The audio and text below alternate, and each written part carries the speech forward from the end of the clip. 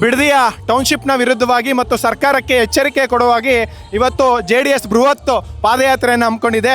ಇವತ್ತು ಈ ಪಾದಯಾತ್ರೆಗೆ ಶಕ್ತಿ ಕೊಡಲು JDSನ ವಿಪಕ್ಷ ನಾಯಕರಾದಂಥ ಸುರೇಶ್ ಬಾಬು ಅವರು ಚಿಕ್ಕನಾಯಕನಹಳ್ಳಿಯಿಂದ ಬಂದಿದ್ದಾರೆ. ಸರ್ ನಮಸ್ಕಾರ. ನಮಸ್ತೆ ಸರ್, ಹೇಗಿದೆ ಹೋರಾಟ? ಈಗ ಇದು ಹೋರಾಟ ಇವತ್ತಿಂದಲ್ಲ, ಇವತ್ತು 516 ದಿವಸಗಳಿಂದನೂ ಕೂಡ ಈ ಹೋರಾಟ ನಡೀತಾ ಇದೆ. ಒಂದಲ್ಲ ಒಂದು ರೀತಿಯಲ್ಲಿ ನಾವು BJPಯವರು ಮತ್ತು ರಾಜ್ಯದ ನಾನಾ ಭಾಗದಿಂದ ಹಲವಾರು ರೈತ ಸಂಘಟನೆಗಳು ಎಲ್ಲರೂ ಕೂಡ ಹೋರಾಟಕ್ಕೆ ಬೆಂಬಲವನ್ನು ಸೂಚಿಸಿದ್ದಾರೆ. ಇವತ್ತು ಈ ಒಂದು ಬಿಡದಿ ಟೌನ್ಶಿಪ್ನ ಕೈ ಬಿಡಬೇಕು, ಅಲ್ಲಿ ಫಲವತ್ತಾದ ಭೂಮಿ ಇದೆ, ಅಲ್ಲೆಲ್ಲ ರೀತಿ ರೇಷ್ಮೆ, ತೆಂಗು, ಅಡಿಕೆ ಎಲ್ಲದೂ ಕೂಡ ಬೆಳೆದಿರ್ತಕ್ಕಂಥದ್ದನ್ನ ನಾವು ನೋಡಿದಾಗ ಇಂಥ ಫಲವತ್ತಾದ ಭೂಮಿನಲ್ಲಿ ಇವರು ಇಂಥ ಟೌನ್ಶಿಪ್ ಮಾಡೋದಕ್ಕೆ ಹೋಗದೆ ಬೇರೆ ಎಲ್ಲರೂ ಬರಡು ಭೂಮಿ ಇರೋ ಕಡೆ ಮಾಡಿದ್ರೆ ಸೂಕ್ತ ಅಂತಕ್ಕಂಥದ್ದು ನಾವು ಒತ್ತಾಯ ಮಾಡ್ತೀವಿ. ಈಗ ನಿಮ್ಮ ಹಳೆಯ ಸ್ನೇಹಿತರಾದಂಥ ಸಚಿವರಾಗಿರುವಂಥ ಬಾಲಕೃಷ್ಣ ಅವರು, ಚಲರಾಯ್ ನಾರಾಯಣ ಸ್ವಾಮಿ ಅವರು ಒಂದು ಮಾತನ್ನ ಹೇಳ್ತಾ ಇದ್ದಾರೆ. ಡಾಕ್ಟ್ರು BP ಶುಗರ್ ಜಾಸ್ತಿ ಆಗಿರಬೇಕು, ಇವರು JDS ನಾಯಕರಿಗೆ ವಾಕ್ ಮಾಡಕ್ಕೆ ಹೇಳಿದ್ದಾರೆ, ಅದಕ್ಕೆ ಪಾದಯಾತ್ರೆ ಮಾಡ್ತವ್ರೆ ಅಂತ ಹೇಳ್ತವ್ರೆ. ನಾವೆಲ್ಲರೂ ಕೂಡ ಸದೃಢವಾಗಿದ್ದೇವೆ, ಆರೋಗ್ಯ ಚೆನ್ನಾಗಿದೆ, ಅದ್ರ ಬಗ್ಗೆ ನಮ್ಮ ಸ್ನೇಹಿತರಿಗೆ ಆತಂಕ ಬೇಡ. ಇದು ರೈತರು, ನಿಮ್ಮ ಸರ್ಕಾರಕ್ಕೆ ಆರೋಗ್ಯ ಕೆಡ್ತಾ ಇರ್ತಕ್ಕಂಥದ್ದನ್ನ ನಾವು ಕಾಣ್ತಾ ಇದ್ದೇವೆ. ನೀವು ನಡ್ಕೊಳ್ತಾ ಇರ್ತಕ್ಕಂಥ ರೀತಿಯಿಂದ ನಿಮ್ಮ ಸರ್ಕಾರದ ಆರೋಗ್ಯ ಕೆಡ್ತಾ ಇದೆ. ಅದನ್ನು ನೀವು ಪರೀಕ್ಷೆ ಮಾಡಿಸ್ಕೊಳ್ಳೋದಕ್ಕೆ ನೋಡಿ. ಸುಮ್ಮನೆ ನಿಮಗೆಲ್ಲೋ ಏನೋ ಅಂತಾರೆ ಅಧಿಕಾರದ ಮತದಲ್ಲಿ ನೀವು ತಗೊಳ್ತಕ್ಕಂಥ ತೀರ್ಮಾನಗಳೇ ನಾವು ಅಂತಿಮ ಅಂತಕ್ಕಂಥ ಒಂದು ಆಲೋಚನೆಗೆ ನೀವು ಭ್ರಮೆಗೆ ಏನಾದ್ರು ಹೋದರೆ ಖಂಡಿತ ಇದಕ್ಕೆ ತಕ್ಕ ಪಾಠವನ್ನು ಮುಂದಿನ ದಿನಗಳಲ್ಲಿ ಎದುರಿಸಲೇಬೇಕಾಗ್ತದೆ ಅಂತ ಇವತ್ತು ಸೂಚಿಸಲಿಕ್ಕೆ ಬಯಸ್ತೇನೆ. ಇವತ್ತು ನೀವು ಹೋರಾಟವನ್ನು ಶುರು ಮಾಡ್ತೀರಾ ಅನ್ನೋದಿನ ಹಿಂದಿನ ದಿನ ಒಂದು ನಿವೃತ್ತ ನ್ಯಾಯಮೂರ್ತಿಗಳ ಸಮಿತಿ ಮಾಡಿದೆ. ಆ ಸಮಿತಿ ಬಗ್ಗೆ ನೀವೇನು ಹೇಳ್ತೀರಾ ಸರ್? ಇವ್ರ ಹಿಂದೆನೇ ಕೂಡ ಕಾಗೋಡು ತಿಮ್ಮಪ್ಪನವರ ಅಧ್ಯಕ್ಷತೆಯಲ್ಲಿ, ಅವತ್ತಿನ ಕಂದಾಯ ಸಚಿವರಾದಂಥ ಕಾಗೋಡು ತಿಮ್ಮಪ್ಪ ಅವರ ಅಧ್ಯಕ್ಷತೆಯಲ್ಲಿ ಸತ್ಯಶೋಧನೆ ಸಮಿತಿ ಇದೇ ಕಾಂಗ್ರೆಸ್ ಪಕ್ಷ ಮಾಡಿತ್ತು.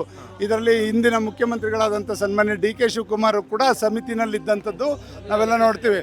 ಆ ಸಮಿತಿನಲ್ಲಿ ಇವ್ರು ಕೊಟ್ಟಂಥ ವರದಿ ಏನಿದೆ ಅದನ್ನು ದಯಮಾಡಿ ನೀವೇ ಓದ್ಕೊಳ್ಳಿ. ನಿಮ್ಮ ವರದಿನ ನೀವೇನು ಅವತ್ತು ಎಷ್ಟೆಷ್ಟು ಗಿಡ ಮರಗಳಿದೆ, ಎಷ್ಟೆಷ್ಟು ಜಾನುವಾರುಗಳಿದೆ, ಎಷ್ಟೆಷ್ಟು ಮೇಕೆಗಳಿದೆ, ದನಗಳಿದೆ, ಎಲ್ಲದನ್ನು ಕೂಡ ನೀವು ಸ್ಪಷ್ಟವಾಗಿ ಕೊಟ್ಟಿದ್ದಾರೆ. ಎಷ್ಟು ಹಾಲಿಲ್ಲಿ ಶೇಖರಣೆ ಆಗುತ್ತೆ ಎಲ್ಲದನ್ನು ಕೂಡ ಇದು ಟೌನ್ಶಿಪ್ ಮಾಡೋಕ್ಕೆ ಯೋಗ್ಯ ಅಲ್ಲ ಅಂತ ವರದಿ ಕೊಟ್ಟು ಇವತ್ತು ನಿಮ್ಗೆ ಅಧಿಕಾರ ಬಂದಾಗ ನೀವು ಯಾರನ್ನೋ ಇದನ್ನು ಮೆಚ್ಚಿಸ್ಲಿಕ್ಕೋಸ್ಕರ ಈ ಯೋಜನೆ ಕೈಗೆತ್ಕೊಳ್ಳೋಕೆ ಹೋಗ್ತಿದ್ರಲ್ಲ, ಇದು ಸರಿನಾ ಅಂತಕ್ಕಂಥದ್ದನ್ನ ಕೇಳಲಿಕ್ಕೆ ಬಯಸ್ತೇನೆ. ಈಗ ಕಾಂಗ್ರೆಸ್ ನಾಯಕರು ಏನು ಹೇಳ್ತಾ ಇದ್ದಾರೆ ಅಂದರೆ, ಕುಮಾರಸ್ವಾಮಿ ಅವರಿಗೆ ಹೊಟ್ಟೆ ಉರಿ ಬಂದ್ಬಿಟ್ಟಿದೆ, DK ಶಿವಕುಮಾರ್ ಒಕ್ಕಲಿಗರ ನಾಯಕ CM ಆಗ್ಬಿಟ್ಟಿರೋದಕ್ಕೆ, ಆ ಕಾರಣಕ್ಕೆ ಈ ಹೋರಾಟವನ್ನು ಕೈಗೊಂಡಿದ್ದಾರೆ, ತಮ್ಮ ಅಸ್ತಿತ್ವವನ್ನು ನಿರೂಪಿಸೋದಕ್ಕೆ ಈ ಹೋರಾಟ ಮಾಡ್ತಾ ಇದ್ದಾರೆ. ಅವ್ರ ಪಕ್ಷಕ್ಕೆ ಇವತ್ತು ಮ್ಯಾಂಡೇಟ್ರಿ ಜನ ಕೊಟ್ಟಿದ್ರು, ಅವ್ರು 5 ವರ್ಷ ಅಧಿಕಾರ ಮಾಡಲಿ. ಅವ್ರು ಮಾಡ್ತಕ್ಕಂಥ ಅಧಿಕಾರ ನಾವು 3 ವರ್ಷದಿಂದನೂ ಕೂಡ ಕಣ್ಣು ಮುಚ್ಕೊಂಡು ಎರಡೂ ಪಕ್ಷದವ್ರು ನೋಡ್ಕೊಂಡು ಬಂದಿದ್ದೇವೆ. ಇವ್ರು ಮಾಡ್ತಕ್ಕಂಥ ಎಲ್ಲ ಅನ್ಯಾಯಗಳನ್ನು ಕೂಡ ನಾವು ಸಹಿಸ್ಕೊಳ್ಳಿಕ್ಕೆ ಸಾಧ್ಯ ಇಲ್ಲ. ಹಾಗಾಗಿ ಇವ್ರ ಏನೇನು ನ್ಯೂನ್ಯತೆಗಳಿದೆ ಅದೆಲ್ಲ ಎತ್ತಿಡಿದು ಜನಗಳಿಗೆ ಇದನ್ನು ಬೆಳಕಿ ಚೆಲ್ಲೋ ಅಂಥ ಕೆಲಸ ಇವತ್ತು ವಿರೋಧ ಪಕ್ಷದ್ದು ನಾವು ಆ ಕೆಲಸ ಮಾಡ್ತಾಯಿದ್ದೀವಿ. ಇದು DK ಶಿವಕುಮಾರ್ ಬಗ್ಗೆ ಏನು ನಮ್ಗೆ ಯಾರಿಗೂ ಕೂಡ ಅಸೂಯೆ ಆಗಲಿ, ಹೊಟ್ಟೆ ಕಿಚ್ಚಿಲ್ಲ. ಇದನ್ನು ಖಂಡಿತ ಅದು ಆ ಥರ ತೀರ್ಮಾನ ಅಲ್ಲ. ನಿಮಗೆ ಎಲ್ಲೋ ಒಂದು ಕಡೆ ಅಧಿಕಾರದ ಮದ ಏರಿ ನೀವು ನಡ್ಕೊತಾ ಇರ್ತಕ್ಕಂಥ ರೀತಿ ಸರಿ ಇಲ್ಲ. ಇವತ್ತು ಬಡವರಿಗೆ ಫೆಬ್ರವರಿಯಿಂದ ಪೆನ್ಷನ್ ಕೊಡೋಕ್ಕೆ ನಿಮ್ಗೆ ಯೋಗ್ಯತೆ ಇಲ್ಲ.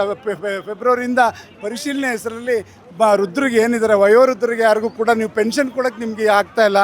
ಮತ್ತು ಇವತ್ತು ಏನು ಭಾಗ್ಯಲಕ್ಷ್ಮಿ ಯೋಜನೆಗಳಿಗೆ ಸಮರ್ಪಕವಾಗಿ ನೀವು ಹಣವನ್ನು ಕೊಡೋಕ್ಕಾಗ್ತಾಯಿಲ್ಲ.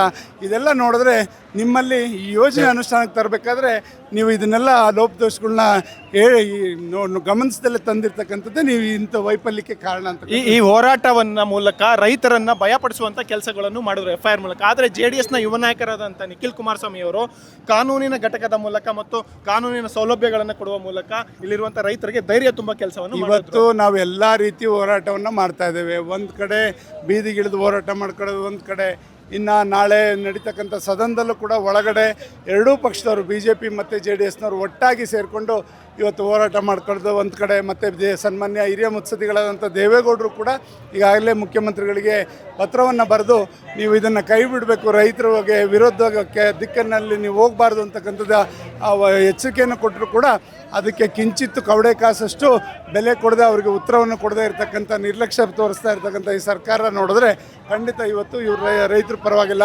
ಜೊತೆಗೆ ಕಾನೂನು ರೀತಿ ಹೋರಾಟವನ್ನು ಕೂಡ ಈಗ ಕೈಗೆತ್ಕೊಂಡು ಈ ಸರ್ಕಾರಕ್ಕೆ ಚಾಟಿ ಬೀಸ್ತಕ್ಕಂಥ ಕೆಲಸ. ಕೊನೆಯದಾಗಿ ವಿಪಕ್ಷ ನಾಯಕನಾಗಿ ತಾವು ಸರ್ಕಾರಕ್ಕೆ ಎಚ್ಚರಿಕೆ ಕೊಡೋದಾದರೆ ಏನಂತ ಎಚ್ಚರಿಕೆ ಕೊಡ್ತೀರಾ? ಇವತ್ತು ಸರ್ಕಾರಕ್ಕೆ ಎಚ್ಚರಿಕೆ ಇರಲಿ. ಯಾವುದೇ ಸರ್ಕಾರಗಳಾಗ್ಬೋದು, ರೈತರಿಗೆ ವಿರೋಧ ಮಾಡಿ ಯಾವುದೇ ಸರ್ಕಾರ ಇವತ್ತು ಇಡೀ ರಾಜ್ಯದಲ್ಲಿ ಉಳಿದಿಲ್ಲ.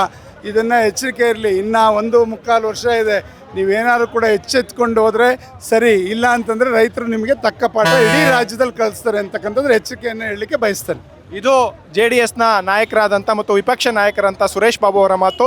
ಸರ್ಕಾರಕ್ಕೆ ನೇರವಾಗಿ ಎಚ್ಚರಿಕೆಯ ಮೂಲಕ ನಾವು ರೈತರ ಪರ ಇದ್ದೀವಿ ಅನ್ನೋ ಮಾತುಗಳನ್ನು ಕೂಡ ಸುರೇಶ್ ಬಾಬು ಅವರು ನೀಡಿದ್ದಾರೆ.